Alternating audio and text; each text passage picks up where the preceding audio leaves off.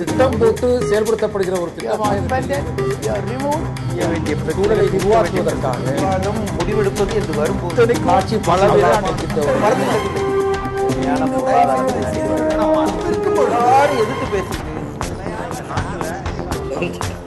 வணக்கம். நேர்பட பேசு நிகழ்ச்சிக்கு உங்களை அன்போடு வரவேற்கிறோம். லட்சிய நடிகர் என்று அழைக்கப்பட்ட திரு எஸ் ராஜேந்திரன் தன்னுடைய 86வது வயதில் இன்று காலமானார். எம்ஜிஆர், சிவாஜி ஆகியோருடைய சமகாலத்திய நடிகர். இந்தியாவில் 1962 முதல் முறையாக தேனி தொகுதியிலிருந்து நாட்டிலேயே மக்களால் தேர்ந்தெடுக்கப்பட்ட முதல் சட்டமன்ற உறுப்பினர் என்ற புகழுக்கு உரியவர்.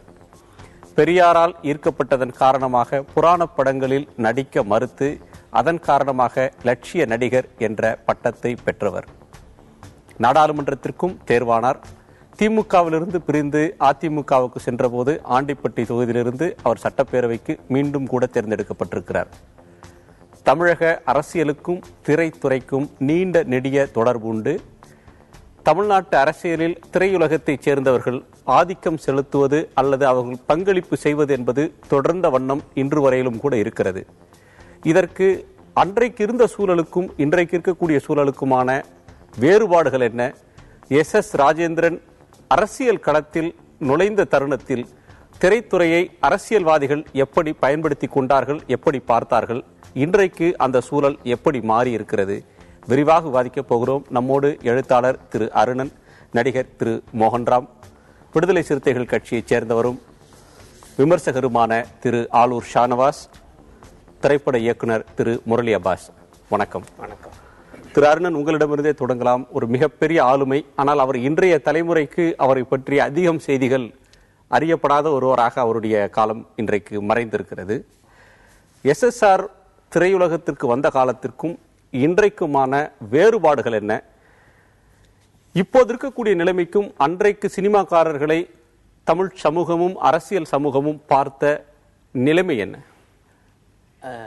எஸ்எஸ்ஆர் அவர்களுடைய மறைவுக்கு முதற்கர் எனது ஆழ்ந்த இரங்கலை தெரிவித்துக் கொள்கிறேன்.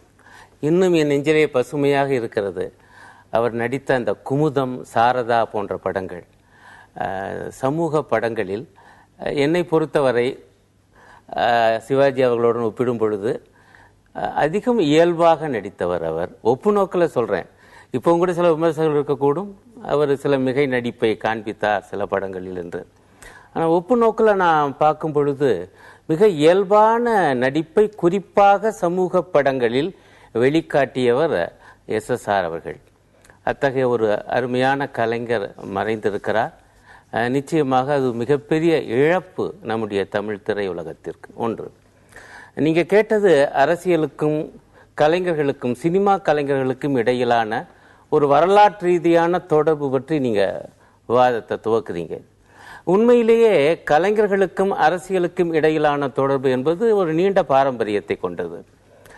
ஒரு பிற்காலத்தில் இன்னும் சொல்லப்போனால் ஒரு நடுவில் ஒரு 60களில் கூத்தாடிகள் எல்லாம் அரசுக்கு ஆட்சிக்கு வந்து விட்டார்கள், அரசியலுக்கு வந்து விட்டார்கள் என்றெல்லாம் கூட காங்கிரஸ் தலைவர்கள்லாம் பேசியது உண்டு. அன்றைக்கு இருந்த ஒரு பதட்டமான சூழலிலே தோல்வி தங்களுடைய கண் முன்னால் தெரிந்த பொழுது காமராஜர் கூட வேட்டைக்காரன் வருகிறான், மக்களை எச்சரிக்கையாக இருங்கள் என்றெல்லாம் கூட பேசியதெல்லாம் என்னுடைய செவிகளிலே இன்னும் ஒலித்து கொண்டிருக்கிறது. ஆனால் அவர்களும் கூட மறந்து விட்டார்கள், ஏகாதிபத்திய எதிர்ப்பு அரசியலில் அன்றைய தேசிய காங்கிரஸ் நாடக கலைஞர்களை மிக பிரமாதமாக பயன்படுத்தியது. பிரிட்டிஷ் ஏகாதிபத்தியத்தை நம்முடைய நாடக கலைஞர்கள் தான் கிடுகிடுக்க வைத்தார்கள். எத்தனை தடைகள் அவர்களுக்கு போடப்பட்டன, நேரங்கருதி அதற்குள் போக முடியவில்லை. சினிமா தோன்றிய பிறகு கூட பல கலைஞர்கள் இன்றைய தினம், குறிப்பாக கிட்டப்பா போன்றவர்கள், KP சுந்தராம்பாள் போன்றவர்கள் காங்கிரசுக்காக பாடி நடித்த காட்சிகள் எல்லாம் மறக்க முடியாது. ஆனாலும் மீண்டும் ஒப்பு நோக்கிலே பார்க்கும் பொழுது 40 கோடிய பிற்பகுதியில், குறிப்பாக நாடு சுதந்திரம் அடைந்த பிறகு, காங்கிரஸ் ஆட்சிக்கு வந்த பிறகு அதன் மீது இருந்த அரசியல் ஈர்ப்பு என்பது இயல்பாகவே குறைய துவங்கியது. ஆகவே ஏற்கனவே இருந்த அந்த சுயமரியாதை இயக்கம், அங்கிருந்து தோன்றிய திராவிட முன்னேற்ற கழகம், குறிப்பாக அண்ணா அவர்கள் மிக சாதுரியமாக, மிக கவனமாக சினிமா கலைஞர்களை தன்னுடைய இயக்கத்துக்காக பயன்படுத்தினார். ஒரு கட்டத்தில் நீங்க பாத்தீங்கன்னா, நான் கூட எழுதியிருக்கிறேன் அண்ணா ஆட்சியை பிடித்த வரலாறு என்கிற நூல்ல, எனக்கு அந்த ஆண்டு மறைந்து விட்டது. ஒரு திமுக மாநாட்டிலே 3 மிகப்பெரிய தமிழ்நாட்டுடைய சினிமா கலைஞர்கள் 3 பேரும் ஒரே மேடையிலே தோன்றினார்கள். எம்ஜிஆர், சிவாஜி, SSR 3 பேருமே. ஏற்கனவே வேறு சில முக்கியமான கலைஞர்கள் வேற அங்க இருந்தாங்க. பார்த்தா திமுக மேடையே மிகப்பெரிய சினிமா கலைஞருடைய மேடையாக இருந்தது. அதற்கு பிறகு சில காலங்களில் தான் சிவாஜி பிரிந்து சென்றார். ஆகவே திராவிட முன்னேற்ற கழகத்தை பொறுத்தவரை, குறிப்பாக அண்ணாவை பொறுத்தவரை, தன்னுடைய இயக்கத்தை ஒரு வீச்சாக தமிழ் மக்கள் மத்தியிலே கொண்டு செலுத்த சினிமா கலைஞர்களை மிக பிரமாதமாக பயன்படுத்தினார் என்பது ஒரு வரலாற்று உண்மை. இல்ல, அதுல SSRம் ஒரு பெரிய பங்கை செலுத்தினார் என்பதும் அந்த உண்மையினுடைய ஒரு பகுதி. ஆமா, அதை நம்ம தனியா பேசலாம். திரு மோகன்ராமன், அவர் காலத்துல எம்எல்ஏவாக இருந்த காலத்தில், SS ராஜேந்திரன் எம்எல்ஏவாக இருந்த காலத்தில் நடிகர்களுக்கு அரசியல்ல இருந்த செல்வாக்குக்கும் இன்றைக்கு நடிகர்களுக்கு இருக்கக்கூடிய செல்வாக்குக்கும் என்ன வித்தியாசம்ன்றத உங்க பார்வையில சொல்லுங்க. ரொம்ப சிம்பிளா சொல்லணும்னா, அரசியலுக்கு நடிகர்கள் தேவைப்பட்டார்கள். 1948 சுமார் 67 வரை அரசியலுக்கு நடிகர்கள் தேவைப்பட்டார்கள். எந்த அளவு நடிகர்களுக்கு அரசியல் பேக்கிங் தேவைப்பட்டதோ. இப்போ ஒரு புது படம் புது நடிகரோட வருது, தயாரிப்பாளர்கள்லாம் என்ன தயங்குறாங்க, சார் ஓப்பனிங் இருக்குமா சார்? ஓப்பனிங் இருக்காதே சார், பெரிய ஸ்டார் போட்டா ஓப்பனிங் இருக்குமாங்க. அந்த ஓப்பனிங்கிற வார்த்தை விச் மீன்ஸ் அவங்க படத்துக்கு ஒரு பெரிய கூட்டம் ஒன்று ஆல்ரெடி ரெடிமேட் ஆடியன்ஸ். அந்த ரெடிமேட் ஆடியன்ஸ் தேவை என்று அந்த காலத்தில் வளர்ந்த அரசியலில் சேர்ந்து அரசியல் கட்சியோடு சேர்ந்து வளர்ந்தார்கள். நடிப்பிசை புலவர் KR ராமசாமி அவர் தான் முதலில் அரசியலுக்கு வந்த ஹீரோன்னு சொல்லலாம். அவருக்கு பிறகுதான் புரட்சி தலைவர் MGR, நடிகர் திலகம் சிவாஜி, லட்சிய நடிகர் SSR எல்லாருமே. நடிகவேல் MR ராதாவும் கலைவாணர் NSKவும் நிறைய அரசியலோடு ஈடுபாடு வைத்துக் கொண்டாலும் எந்த ஒரு கட்சியிலும் மெம்பராக சேரவில்லை. அவங்க சப்போர்ட்டர்ஸாகவே இருந்தாங்க through out, including Nadigavel MR Radha. ரொம்ப சர்ப்ரைசிங். அது அவர் எந்த கட்சியிலும் போய் சேரல. ஆனா பெரியார் தொண்டராகத்தான் தன்னை கருதி கொண்டார். அவர் இருந்தார், இணைந்தது அங்கதான். அது என்னன்னா, அரசியல் கட்சிகளுக்கும் இவர்கள் தேவைப்பட்டார்கள், இவர்களுக்கும் அந்த அரசியல் கட்சி தேவைப்பட்டது. இருவருமாக சேர்ந்து வளர்ந்து முன்னேறினார்கள். ஏனென்றால் ஒரு முற்போக்கான ஒரு சிந்தனையை மக்களிடம் எடுத்து செல்ல வேண்டிய சூழ்நிலையில் அந்த அரசியல் கட்சிகள் இருந்தது. அவர்களுக்கு இந்த கருவி, சினிமா என்ற கருவி, நடிகன் என்ற அந்த ஒரு ஸ்பீக்கர் தேவைப்பட்டது. இப்பொழுது ஆஃப்டர் 60s பாத்தீங்கன்னா, முற்போக்கான ஒரு பெரிய சிந்தனையோடு, ஒரு லட்சியத்தோடு, ஒரு பெரிய பிலாசபியோட ஒரு பார்ட்டி வரல. இப்ப அதுக்கு பிறகு வந்த பார்ட்டிஸ் எல்லாமே கிராபிங் பவர், எப்படியாவது ஆட்சிக்கு வரணும், அதிகாரத்தை கைப்பற்றணும் என்ற ஒரு நோக்கத்தோட தான் வந்தார்களே தவிர ஒரு லட்சிய ரீதியாக ஒரு பெரிய டிஃபரன்ஸோட வரல. காங்கிரஸ் பார்ட்டிக்கும் திராவிட முன்னேற்ற கழகத்துக்கும் லட்சிய ரீதியாக பார்த்தீர்கள் என்றால் மிகப்பெரிய வேறுபாடு இருந்துச்சு. இப்ப அவ்வளவு பெரிய வேறுபாடு இல்லாததால் நடிகர்கள் அவ்வளவு தேவையா? கூட்டம் சேர்ப்பதற்கு நடிகன் தேவையே தவிர லட்சியத்தை எடுத்து சொல்வதற்கு தேவையா அப்படிங்கறத நம்ம கொஞ்சம் யோசிச்சு பார்க்கணும். லட்சியத்தை எடுத்து சொல்றதற்கு நடிகர்கள் தேவையான்ற ஒரு கேள்வி இருக்கும்போது, கட்சிகளுக்கே லட்சியம் இந்த காலத்துல இருக்கிறதா அப்படின்ற அடிப்படை கேள்வி நமக்குள்ள எழுது.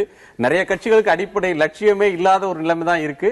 இருக்கக்கூடிய கட்சிகளுக்குள்ளும் வேறுபாடும் பெருசா இல்லாத ஒரு நிலைமை தான் நம்ம பெருவாரியாக பார்க்கிறோம். இன்னொரு பிரச்சனையும் சமீப காலத்தில் குறிப்பாக தமிழகத்தில் உள்ளது. அது என்னன்னா, நிறைய கட்சிகள் மதச்சார்போ சாதி கட்சியாகவோ மாறிவிட்டன. ஒரு நடிகனுக்கு அவ்வளவு குறுகிய ஒரு இடத்தில் போய் உட்காருவது அவ்வளவு ஹெல்த்தி இல்லை. ஏன்னா ஒரு நடிகருக்கு எல்லா சமூகத்தை சேர்ந்தவர்களும், எல்லா ஜாதியை சேர்ந்தவர்களும், எல்லா மதத்தை சேர்ந்தவர்களும் ரசிகர்களாக இருப்பார்கள். நான் இந்த மதத்தை சேர்ந்தவன், இந்த ஜாதியை சேர்ந்தவன், இந்த இதுவை சேர்ந்தவன் போய் தன்னை அடையாளப்படுத்திக் கொள்ள ஒரு நடிகன் முன் வந்தால் அது பெரிய விஷயம். I am happy if they do it. But அது ஒரு ரிஸ்க். சோ அவங்களுக்கு அந்த ஒரு சின்ன பயமும் இருக்கு. சோ இன்னைக்கு அரசியல் கட்சிகளுடைய அப்ரோச் வேற மாதிரி ஆயிட்டு இருக்கு.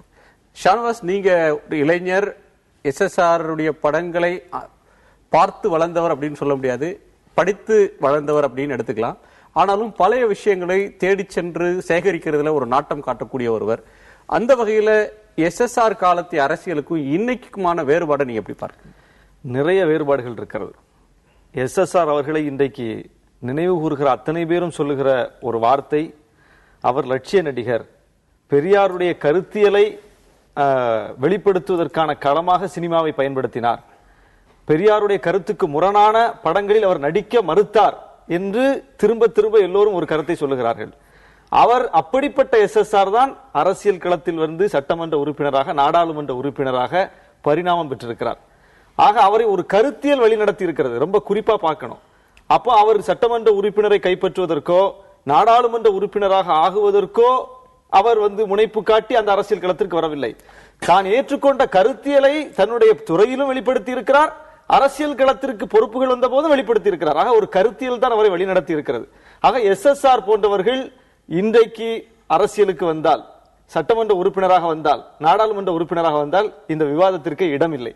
ஆனால் அப்படி வருகிறார்களா?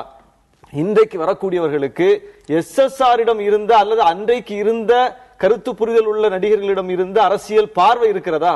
பெரியாருடைய கொள்கை என்ன? சமூக நீதி கொள்கை, ஆதிக்க எதிர்ப்பு கொள்கை, எல்லா மக்களுக்கும் சம வாய்ப்பு வழங்க வேண்டும் என்கிற இடஒதுக்கீட்டு கொள்கை. அந்த கொள்கை இன்றைக்கு யாருக்கு இருக்கிறது? எனக்கு முன்னால் பேசிய தோழர் சொன்னார், இன்றைக்கு அநேகமாக சாதி கட்சிகள் பெருகிவிட்டன, மத கட்சிகள் பெருகிவிட்டன, அதனால் ஒரு நடிகர் வந்து அங்கே பங்களிப்பு செலுத்த முடியாத சூழல் உருவாகி இருக்கிறது இன்றைய அரசியல்னு சொன்னார். இந்த சாதி கட்சிகளும் மத கட்சிகளும் எப்போது பெருகினன்னு பார்க்கணும். அன்றைக்கு பெரியார் காலத்தில் இல்லாத, அண்ணா காலத்தில் இல்லாத அளவுக்கு இன்றைக்கு பெருகி இருப்பதற்கு காரணம் என்ன? அன்றைக்கு ஒரு சமூகத்தினுடைய பிரச்சனை என்ன என்று அந்த வேர்வரை சென்று அதை புரிந்து கொண்ட தலைவர்களாக அண்ணாவும் பெரியாரும் இருந்தார்கள். ஒரு சமூகத்தினுடைய பிரச்சனை என்ன? பெரியார் ஒரு ஒடுக்கப்பட்ட சமூகத்தை சார்ந்தவர் இல்லை, ஆனால் ஒடுக்கப்பட்ட மக்களுக்காக போய் போராடினார். அண்ணா வேறு ஒரு சமூகத்தை சார்ந்தவர், ஆனால் தாழ்த்தப்பட்ட மக்களுக்காக பேசினார், இஸ்லாமியர்களுக்காக பேசினார். ஆக ஒரு சமூகத்தினுடைய புரிதல் அவர்களுக்கு இருந்தது. அவருடைய பிரச்சனை என்ன என்கிற புரிதலோடு அவர்கள் அந்த கருத்தியலை வெளிப்படுத்தினார்கள். அந்த கருத்தியலை உள்வாங்கிக் கொண்டவர்கள் தான் எஸ்எஸ்ஆர் போன்றவர்கள். ஆக ஒரு சமூகத்தினுடைய பிரச்சனை என்ன என்று அவர்களுக்கு தெரிந்திருந்தது. இன்றைக்கு வரக்கூடியவர்களுக்கு தெரிகிறதா? இன்றைக்கு நம்முடைய விஜயகாந்த் அவர்கள் அரசியலில் இருக்கிறார், ஒரு கட்சி நடத்துகிறார். அவர்களுக்கும் இவர்களுக்கும் உள்ள வேறுபாட்டை நான் வெளிப்படையாக சொல்ல விரும்புகிறேன். விஜயகாந்த் அவர்கள் அரசியல் கட்சி தொடங்குவதற்கு சில மாதங்களுக்கு முன் ஒரு சிற்றிதழுக்காக அவரை நான் முழுமையாக ஒரு உரையாடல் நிகழ்த்தக்கூடிய ஒரு வாய்ப்பு கிடைத்தது. அவரிடம் போய் நான் கேட்டேன், நீங்கள் உங்களுடைய படங்களில் தொடர்ச்சியாக இஸ்லாமியர்கள் குறித்த ஒரு எதிர்மறையான சித்திரம் வருகிறதே, ஆனால் நீங்கள் இயல்பில் அப்படிப்பட்டவர் இல்லையே, இஸ்லாமியர்களோடு நெருக்கமாக பழகக்கூடியவர், அவர்களோடு பழகி வந்திருக்கக்கூடியவர், ஆனால் உங்களுடைய படங்கள் அதற்கு நேர் முரணான ஒரு சித்திரத்தை காட்டுகிறது, இது ஏன் என்று கேட்டபோது அவர் சொன்னார், பத்திரிகைகளில் ஊடகங்களில் அப்படித்தானே வருகிறது, அதைத்தான் நாங்கள் படத்தில் வெளிப்படுத்துகிறோம் என்று சொன்னார். இதுதான் பிரச்சனை. இப்படி ஒரு வார்த்தை எஸ்எஸ்ஆர் இடமிருந்து வரால், இப்படி ஒரு கருத்து எஸ்எஸ்ஆர் காலத்தில் நடித்த அரசியலில் ஈடுபட்ட அவர்களிடமிருந்து வராது. ஒரு சமூகத்தை பற்றி, இந்த மக்களை பற்றி படித்தவர்களாக அவர்கள் இருந்தார்கள், இவர்கள் அப்படி இல்லை. இதுதான் அன்றைக்கு இருந்த அரசியல்வாதிகளுக்கும் இன்றைக்கு இருக்கிற அரசியல்வாதிகளுக்கும், குறிப்பாக திரைத்துறையிலிருந்து வந்தவர்களுக்குமான வேறுபாடு. நீங்க என்ன வேறுபாட்டை பார்க்கிறீங்க மோகன் பாஸ்? வேறுபாடுங்கிறது முதல்ல கலைஞர்கள் ஆரம்பத்திலிருந்து அரசியல் பங்களிப்போடு தான் இருந்திருக்காங்க. ஒரு பிரிட்டிஷ் ஏகாதிபத்தியத்தில் சுதந்திரத்துக்கு போராடுற பக்கத்தில் பக்கப்பலமாக இருந்திருக்காங்க. பின்னாடி நாடு சுதந்திரம் அடைந்த உடனே அந்த சுதந்திரத்தை தாண்டிய பிரச்சனைகள் தலையெடுத்தன. சமூக நீதி, இது மாதிரி விஷயங்கள், அந்த மேலாதிக்கம், ஜாதிய மேலாதிக்கம், ஒடுக்கப்பட்ட இதுகள் வரும்பொழுது இதை கையில் எடுத்துட்டு வந்த திராவிட இயக்கங்களுக்கும் நடிகர்கள் தேவைப்பட்டார்கள். எப்பொழுதுமே மாற்றத்திற்கு துணையாக நடிகர்கள் வந்து கொண்டே இருக்கிறார்கள். இன்னைக்கு மாற்றத்தை விரும்புகின்றதா சொல்லுகின்ற அமைப்புகள் நடிகர்கள் விரும்பவில்லை. அதுதான் முக்கியமான ஒரு பிரச்சனை. அன்று ஒவ்வொரு தடவையும் சமூக மாற்றத்தையும் அரசியல் மாற்றத்தையும் தேசத்தில் மாற்றத்தை உருவாக்குற நடிகர்களை, கலைஞர்களை வந்து ஒரு சந்தேக கண் கொண்டு பார்க்கிறார்கள். அதுக்கு பொருளா ஏன் அவங்க விரும்பல? வந்தவுடன் அவங்க இவளுக்கு மேல் வந்துடுறாங்க. முக்கியமான காரணமே, அவர் ஒரு முன்னுதாரணம் எடுத்துக்கிட்டா, எம்ஜிஆர் அரசியலுக்கு வரும்பொழுது எப்படி வந்தார்னா, கலைஞர் மூலமா அண்ணாவின் கொள்கை, பெரியார் கொள்கையில் ஒரு ஈடுபாடு ஏற்பட்டு தன்னை அதில் ஈடுபடுத்திக் கொண்டார். ஒரு கட்டத்தில் திமுகவும் அவர் ஒன்றா வளர்றாங்க. வளரும் பொழுது எனக்கு தெரிஞ்ச காங்கிரசும் திமுகவும் எம்ஜிஆர் கட்சி, சிவாஜி கட்சி என்று சொல்லப்பட்டது. அந்த மெல்ல அந்த பெயர்கள் மறைஞ்ச என்ன கட்சினா எம்ஜிஆர் கட்சிமா, சிவாஜி கட்சிமா. அப்ப கட்சி அவங்க கைக்கு போயிடுச்சு. அவங்க கட்சி இயக்குறாங்க. ஒரு கட்டத்தில் அண்ணாவுக்கு பிறகு யார் தலைமைகளும் எம்ஜிஆர் பங்களிப்பு முக்கியமா இருந்தது. பிற்காலத்தில் கட்சி அவர் கைக்கு வரக்கூடிய கட்டாயம் வந்தது. அவர் கட்சி ஆரம்பிச்சு உட்கார்ந்தார். இப்படி நாம் உழைத்து உருவாக்கின ஒரு அமைப்பு அவங்க கைக்கு போயிருக்கிற பயமோ என்னவோ, இவர் இப்ப மாற்றங்களை விரும்புகின்ற அமைப்புகள் அரசியல் கலைஞர்களை விரும்புவதில்லை. கலைஞர்களை விரும்பாத கட்சிகள் இன்றைக்கு இருக்கின்றன, அந்த மாற்றத்தை விரும்புறாங்க அப்படின்ற ஒரு எண்ணத்துல சொல்றாரு. அரசியல் இருக்கக்கூடியவங்க மாற்றத்தை விரும்பினாலும் நடிகர்களை விரும்ப மாட்டாங்க அப்படின்ற ஒரு எண்ணம் இருக்குன்றாரு. அதை நீங்க எப்படி பார்க்க? இல்ல அப்படி தெரியல வாழ்க்கை. இப்ப விஜயகாந்த் பற்றி 1000 விமர்சனங்கள் சொல்லலாம். ஆனா அவர் ஒரு கட்சி ஆரம்பிச்சு அவர் சில சதவீத வாக்குகளை பெற்றிருக்கிறாரு. அப்படி அதிகாரப்பூர்வ எதிர்க்கட்சி தலைவர் இன்னைக்கு அவர்தான். அது வேற இருக்கட்டும், அதிகாரப்பூர்வத்தை அதான். ஆனா நான் அதுக்குள்ள கூட போல டெக்னிக்கலா கூட சார், விஜயகாந்த் ஒரு சுயம்பு, அவர் யாரோடையும் வரல. இல்ல அத்தனை கலைஞர்களும் ஒரு மாபெரும் இயக்கத்தையோ ஒரு சித்தாந்தத்தையோ சார்ந்து வந்தாங்க. இல்ல மக்கள் இப்படி சினிமாக்காரங்க அரசியல் தலைவர்களாக வருவதை விரும்பாத ஒரு பகுதியினர் இருக்காங்க அப்படிங்கிற மாதிரி நீங்க சொன்னீங்களா? இல்ல மக்கள் இல்ல, அரசியல் தலைமைகள் இன்னைக்கு மாற்ற அரசியல் அமைப்புகள் சுதந்திர இந்தியாவில் சுதந்திர அமைப்புகள் இவங்க சொன்ன தவறா புரிஞ்சுக்கிட்டேன்னு நினைக்கிறேன். அதனாலதான் நான் விஜயகாந்தை சொன்னேன். ஒரு பகுதியினர் விரும்ப போய் தான் இன்னைக்கு கூட ஒரு சினிமாக்காரர் கட்சி ஆரம்பிச்சு ஓரளவு நிக்க முடியுது. நான் வேணும்னே ஓரளவுக்கிறேன் இல்ல. ஆனா அப்படின்னா நண்பர் சொன்னது மிகவும் சரி. பாருங்க, நான் சொன்னேன் அண்ணா சாதுரியமாக இந்த சினிமா கலைஞர்களை பயன்படுத்தினார்னு. ஒரு கட்டத்துல அண்ணாவுக்கு அது சிக்கலாக ஆனதும் உண்டு. அது ரொம்ப நல்லா சொன்னாரு. அவர் அழகான ஒரு வாக்கியம் சொன்னார், திமுக வளர்ந்து வந்து எம்ஜிஆர் வளர்ந்து வந்துச்சு. எம்ஜிஆர் மட்டுமல்ல, கலைஞர், எம்ஜிஆர், SSR 3 பேருமே வளர்ந்து வந்தாங்க. என்ன ஆகி போச்சுன்னா, திமுகவுக்குள்ள வளர்ந்து வந்த திமுகவில் இருந்த கலைஞர்கள் அல்லாத 2ஆம் கட்ட தலைவர்களுக்கும் கலைஞர்களாகிய 2ஆம் கட்ட தலைவர்களுக்கும் இடையே மோதல் வந்தது. அதுதான் 1961 சம்பத் வெளியேறுவதற்கு அதுவும் ஒரு காரணம். திராவிட நாடு தனக்கு பிடிக்கலைங்கிறதெல்லாம் பின்னாடி அவர் இட்டு கட்டி சொன்ன ஒரு காரணம்.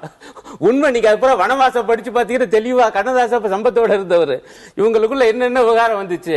சம்பத் என்ன நினைக்கிறாருன்னா, அண்ணாவுக்கு அடுத்து தான் தலைவர் நினைக்கிறாரு. ஆனா இடையில என்ன வர்றாங்கன்னா, கலைஞரும் எம்ஜிஆர் வர்றாங்க.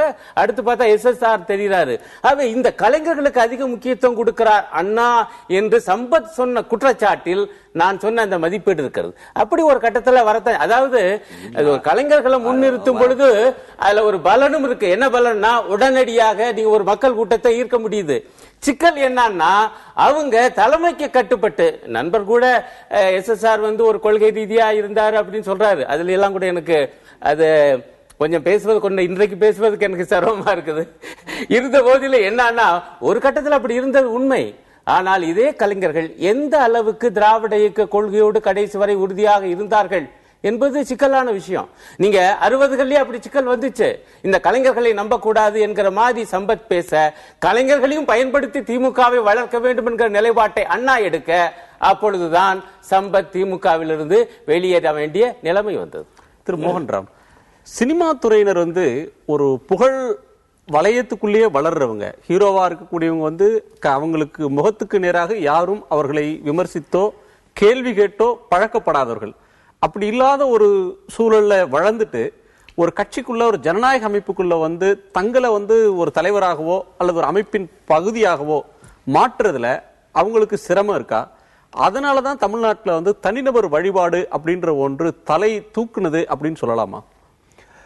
முதல்ல நான் அந்த ஃபர்ஸ்ட் ஸ்டேட்மெண்ட், நீங்க ஒரு ஒரு ஒரு ஒரு ஸ்டேட்மெண்ட் பண்ணீங்க. அதாவது அவர்கள் விமர்சனத்துக்கு இல்லாத உலகத்தில் வளர்கிறார்கள். அப்படி இல்லவே இல்லை. ஒவ்வொரு நடிகனும் அவன் படம் வெளிவரும் பொழுது அவ்வளவு விமர்சனங்களுக்கு உள்ளாகிறான். சோ விமர்சனங்களை தாங்கிக் கொள்ள முடியாதுங்கிறது நான் ஒத்துக்கொள்ளவே மாட்டேன். இல்ல, நான் இந்த இடத்துல குறுக்கிடணும். நீங்க ஒரு திரைப்படம் வெளியான பிறகு அந்த திரைப்படத்தை மதிப்பிட்டு ஊடகங்கள் சொல்லக்கூடிய மதிப்பீடோ அல்லது திரை விமர்சகர்கள் சொல்லக்கூடிய மதிப்பீடோ வேறு. ஆனால் அந்த திரைப்பட குழுவை சார்ந்தவர்கள், அவரை சார்ந்தவர்கள், அவருடைய ரசிகர்கள், அவர் சுற்றி வாழக்கூடிய அந்த வாழ்க்கை, அவருடைய உலகம் இருக்கிறது அல்லவா, அந்த உலகத்தில் அவர் கேள்வி கேட்கப்படாத, முடிசூடப்படாத ஒரு எஜமானர். அப்படியான ஒரு நிலைமை தானே இருக்கு.